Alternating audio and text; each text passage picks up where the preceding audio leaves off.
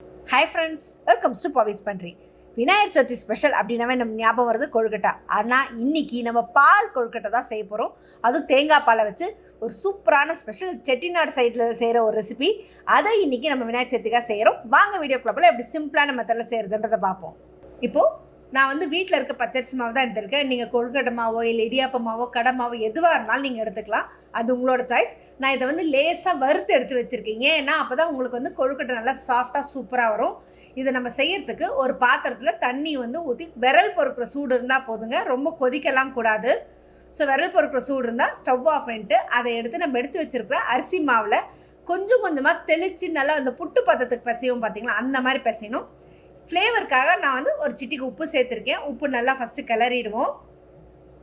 இப்போ தண்ணியை நல்லா லேசாக தெளித்து சூப்பராக பிசையலாம். இப்படி நீங்கள் பிடிச்சிங்க அப்படின்னா, உருண்டை பிடிச்சிங்கன்னா அப்படி பிடிச்சா நிற்கணும், உதுத்து விட்டால் உதுரணும், அந்த ஸ்டேஜில் இருக்கணும். மறுபடியும் சொல்கிறேன், தண்ணியை ஊற்றிடக்கூடாது, தெளித்து தான் பிசையணும். தண்ணி ரொம்ப கொதிக்கவும் கூடாது, மிதமான சூட்டில் இருக்கணும். அதுதான் இதோட ரொம்ப ரொம்ப முக்கியமான விஷயம், அந்த சாஃப்ட்னஸ்க்கு. ஏன்னா இது நம்ம வேக வச்சு செய்ய போகிறோம். அதுக்காக இந்த மாதிரி செய்யும்போது நீங்கள் வாயில் வச்சதும் கடித்தா செம்ம சாஃப்டாக சூப்பராக இருக்கும். கட்டி எதுவும் இருக்கக்கூடாது, முக்கியமான விஷயம் நீங்கள் பிசைறதுல. இப்போ எப்படி புட்டுக்கு நம்ம பிசைவோம் மாவு கட்டிகள் இல்லாமல், அந்த மாதிரி கட்டி எதுவுமே இல்லாமல் சூப்பராக பிசைஞ்சிக்கலாம்.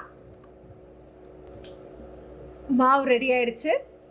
இப்போ கையில் எடுத்து இப்படி நீங்கள் பிடிச்சிங்க அப்படின்னா கையில் அப்படியே உருண்டை பிடிச்சி நிற்கும். உதுத்து விட்டால் அப்படியே உதுந்துடும். இந்த ஸ்டேஜ் இருந்தால் போதுங்க. இன்னொரு பக்கம் இட்லி பாத்திரம் வச்சுருவோம். தண்ணி நல்லா காஞ்சதுமே இட்லி தட்டு வச்சு அது மேலே ஒரு ஒயிட் கிளாத் போட்டு நம்ம மாவை வேக வச்சுருவோம். உங்கள்கிட்ட வாழை வேணும்னாலும் நீங்கள் போடுறதுனாலும் போட்டுக்கலாம். நான் இன்றைக்கி வாழையில் போடல, வெறும் துணியில் தான் போட்டிருக்கேன்.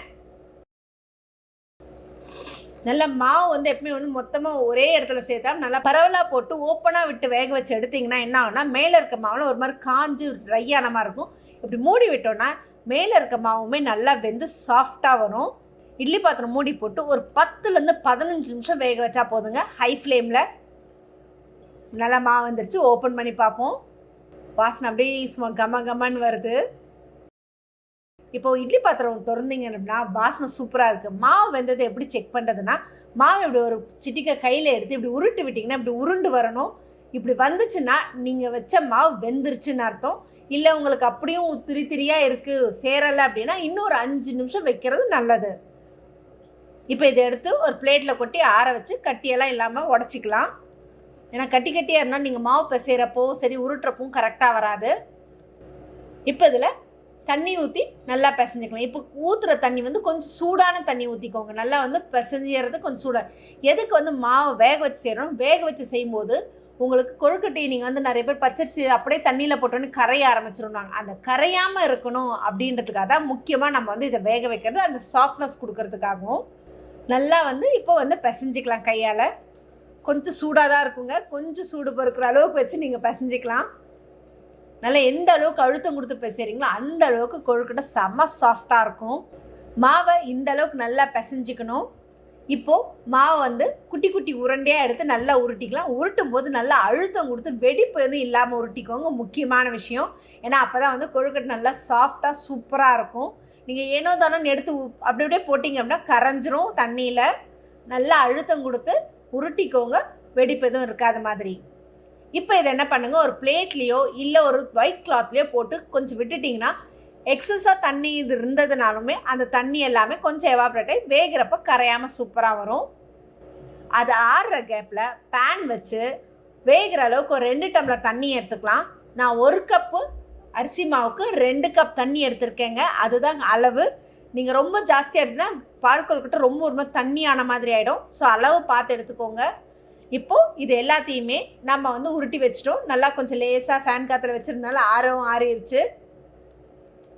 தண்ணி கொதிக்க ஆரம்பித்ததுமே நம்ம இதை போடுவோம். முக்கியமான விஷயம், தண்ணி நல்லா கொதிக்கணும். கொதிச்சதுக்கு அப்புறம் தான் போடணும். முன்கூட்டியே போட்டிங்கன்னா கண்டிப்பாக கொழுக்கட்டை கரைய ஆரம்பிச்சிருங்க. எல்லாத்தையும் நல்லா தண்ணியில் போட்டு விட்ருவோம். இப்போது லேசாக கரண்டி வச்சு லைட்டாக கிளறி விடுங்க. ஏன்னா அடியில் எதுவும் பிடிச்சிக்காமல் இருக்கிறதுக்காக. போட்டு ரொம்ப கிண்டுன்னு எல்லாம் கரைஞ்சிரும். ஸோ லைட்டாக இது பண்ணி விட்டுட்டு நல்லா வேக விடுங்க. ஏன்னா அது போட்டதுமே மேலே இருக்க அந்த எக்ஸ்ட்ராவாக இருக்க அந்த அரிசி மாவு எல்லாத்தையும் சேர்ந்து தண்ணி ஒரு திக்னஸும் கொடுக்கும். உள்ளே இருக்க கொழுக்கட்டையும் நல்லா வேக ஆரம்பிக்கும்.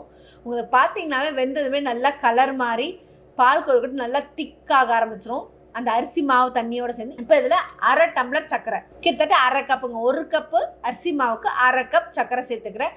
இல்லை உங்களுக்கு நாட்டு சர்க்கரை பனம் வெல்லம் அந்த மாதிரி எதாவது சேர்க்கனாலும் நீங்கள் தாராளமாக சேர்த்துக்கலாம். பட் அந்த மாதிரி சேர்க்குறதா இருந்தால் நீங்கள் வந்து தனியாக வந்து கரைச்சி வடித்து சேர்த்துக்கோங்க. ஏன்னா மண் தூசி எதுவும் இருக்கக்கூடாதுன்றதுக்காக. நான் பால் கொழுக்கட்டை கொஞ்சம் வெள்ளையாக இருக்கணுன்றதுக்காக நான் ஒயிட் சுகர் தான் யூஸ் பண்ணியிருக்கேன் இன்றைக்கி. சுகர் நல்லா கரையட்டும், கரைஞ்சி இன்னும் நல்லா வந்து கொதிக்கட்டும். நீங்கள் ஃபஸ்ட்டே சுகர் போட்டுட்டீங்க அப்படின்னா என்னென்னா கொழுக்கட்டை எதுவும் வேகாது, ஒரு மாதிரி வந்து ஹார்ட் ஆகிடும். இப்போ நல்லா இதாகிடுச்சு, திக்னஸ் ஆயிடுச்சு. இப்போது கொழுக்கட்டை நல்லா கொதிச்சிருச்சு சர்க்கரையோடு சேர்த்து. இப்போது 2 கப் தேங்காய் பால் சேர்த்துக்கலாம். நம்ம இதில் நல்லா வந்து ஊற்றி கிளறி விடுங்க. ஏன்னா தேங்காய் பால் ஊற்ற தான் இதுக்கு வந்து பால் கொழுக்கட்டைக்கு டேஸ்ட் நல்லாயிருக்கும். விட்டு நல்லா கிளறி விடுங்க. ஒரு 2 நிமிஷம் கொதிச்சா போதும். ஏன்னா ரொம்ப கொதிச்சுன்னா தேங்காய் வந்து ஒரு மாதிரி பால் வந்து திரிய ஆரம்பிச்சிரும், டேஸ்ட்டே சுத்தமாக மாறிடும். அதனால் மிதமான தீயில வச்சு லேசாக நல்லா கலக்கி விடுங்க. அது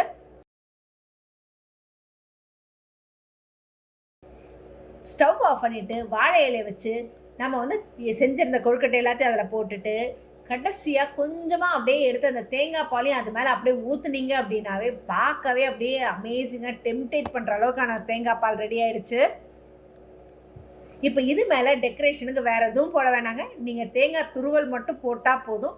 இல்லை உங்களுக்கு நட்ஸ் ஏதாவது பிடிக்கும்னா நீங்கள் ஆட் பண்ணிக்கலாம், அது உங்களோட ஆப்ஷன் தான். பட் இந்த மாதிரி சேர்க்கும்போது செமையாக இருக்கும்.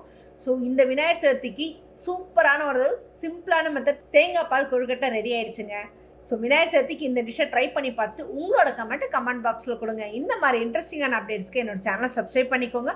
பக்கத்தில் இருக்க பெல் ஐக்கானை கிளிக் பண்ணிக்கோங்க, நோட்டிஃபிகேஷன் மிஸ் பண்ணாமல் இருக்கிறதுக்கு.